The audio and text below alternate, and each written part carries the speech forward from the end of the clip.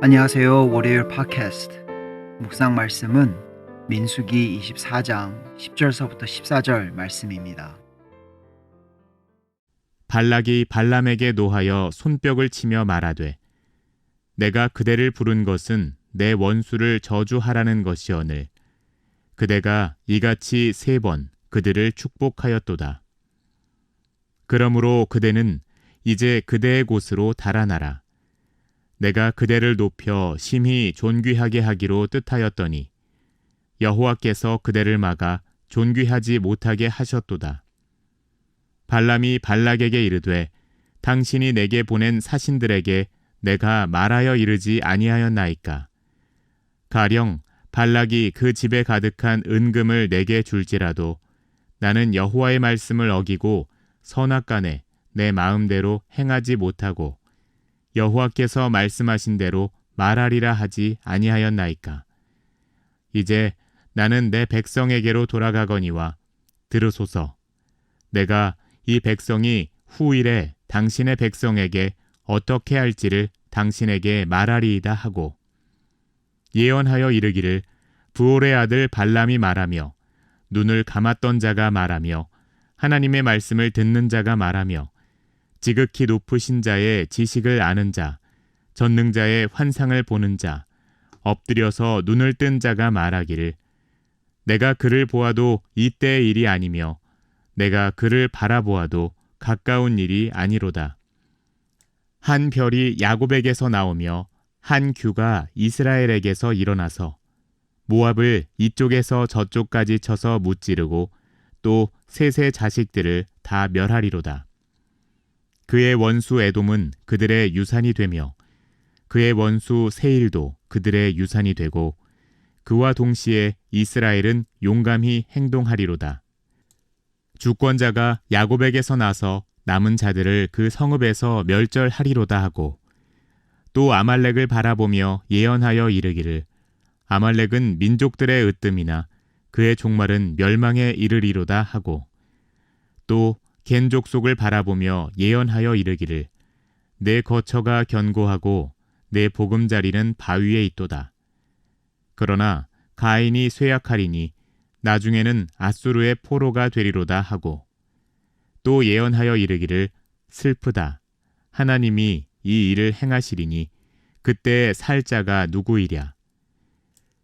기띔 해변에서 배들이 와서 아수르를 학대하며 에벨을 괴롭힐 것이나 그도 멸망하리로다 하고 발람이 일어나 자기 곳으로 돌아가고 발락도 자기 길로 갔더라.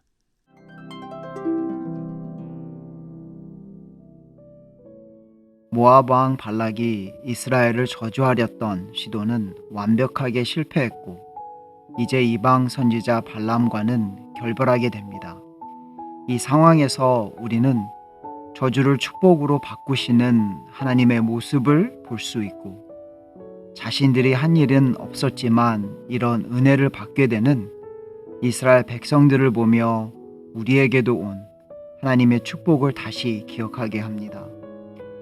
그럼 우리는 발락과 저주하려던 선지자 발람을 통해 어떤 점을 배워야 할까요? 첫 번째로는 발락을 보며 아직도 깨우치지 못한 자, 그러한 모습을 보며 우리가 기억해야 되는 것은 하나님의 뜻을 넘어설 수 없음을 깨우쳐야 한다라는 것입니다. 계속해서 자신의 뜻대로 되지 않는 것을 본 발락의 마음은 행동으로 나옵니다. 10절 말씀을 보면 노하여 손뼉을 치며 말하되 라는 것은 그의 기쁨이 아닌 몸을 컨트롤할 수 없을 만큼의 감정을 말해주고 있습니다. 무엇 때문에 이렇게 화가 난 것일까요? 이스라엘 백성을 자신의 원수로 생각해서 저주를 하고 싶었지만 저주가 축복이 되었음을 보았기 때문입니다. 그 어떤 세상의 복제보다 더 중요한 것은 하나님의 복임을 깨우쳐야 한다라는 것입니다. 발락은 능력과 돈으로 모든 것을 해결될 수 있다라고 믿었던 사람이었습니다. 이스라엘 백성이 하나님의 힘으로 지금까지 나왔음을 알고 있었음에도 발락은 그대를 부른 것은 내 원수를 저주하려고 라고 말을 하며 발람에게 이야기를 합니다. 우리는 항상 자신이 알고 있는 방법으로 하나님의 계획을 막고 변하게 하려고 하지만 그것은 이루어질 수 없는 것을 깨달아야 한다라는 것입니다. 자신의 잘못을 깨우칠 줄 알아야 합니다. 발락은 아쉽게도 그러하지 못했습니다. 11절 말씀을 보면 그대는 이제 그대의 곳으로 달아가라 나라 내가 그대를 높여 심히 존귀하게 하기로 뜻하였더니 여호와께서 그대를 막아 존귀하지 못하게 하셨다라고 말합니다. 이 말은 발락이 자신의 말을 듣지 않고 여호와의 말에 순종한 발람에게 하는 말이지만은 하나님의 말씀을 순종하며 살기 원하는 성도님에게도 자주 듣게 되는 말입니다. 우리는 이렇게 생각할 때가 있지 않나요? 만일 하나님의 말을 듣지 않고 세상의 뜻대로 하면 편하게 삶을 살 수 있을 텐데 이러한 생각에서 깨우치며 살아야 된다라는 것입니다. 하나님의 뜻을 순종하고 나아가기를 바랍니다. 혹시 아직도 나의 생각이 앞서간다면 예수님께서 구약 말씀으로 사탄을 물리친 사람이 떡으로만 살 것이 아니요 하나님의 입으로 나오는 모든 말씀으로 살 것이라 라는 말씀을 기억하시며 힘을 얻으시기를 바랍니다. 아쉬운 점은 이렇게 많은 실패 속에서도 발락은 하나님에게 항복하지 못했다라는 것입니다. 오히려 더 떨어지는 삶을 선택했다라는 것이에요. 우리도 때로는 하나님의 뜻에 순종하지 못할 때가 있습니다. 그러나 이러한 시간이 길지 않기를 바랍니다. 하나님의 뜻을 우리가 넘어설 수 없기 때문에 이것을 빨리 깨우치고 하나님께 돌아오며 하나님께 회개하는 우리의 삶이 되기를 바랍니다. 두 번째로 볼 수 있는 것은 발람의 삶입니다. 발람의 삶을 보면서 우리는 늦게라도 받아들인 자라는 모습을 볼 수가 있다라는 것이에요. 발람은 이런 시도 속에서 무엇을 받아들였나요? 우리가 볼 수 있는 것은 자신의 리밋과 하나님의 언리미티드한 파워를 받아들였다라는 것입니다. 11절과 13절 말씀을 보면 자신의 리밋이 어디에 있는지를 볼 수가 있는데요. 말씀은 이렇게 말합니다. 가령 발락이 그 집에 가득한 은금을 내게 줄지라도 나는 여호와의 말씀을 어기고 선악간에 내 마음대로 행하지 못하고 라고 이야기를 합니다. 사람의 힘이 약한 점을 언제 가장 많이 느낄 수 있는가 하면 자신이 가장 하고 싶은 일에 많은 노력을 했음에도 이루어지지 못할 때가 아닌가 생각합니다. 누가 나의 집에 가득하게 은과 금을 준다고 한다면 무엇이든지 할 수 있고 해내야 하는 것이 있음에도 불구하고 발람은 자신의 마음대로 하지 못했다고 이야기를 합니다. 발람은 이 많은 트라이 속에서 자신의 힘이 얼마나 약함을 받아들였던 것입니다. 그리고 하나님이 얼마나 강하신지를 받아들였습니다. 오직 자기가 못하는 것뿐만이 아니라 말씀대로 여호와께서 말씀하신 대로 말하리라 라고 이야기를 합니다.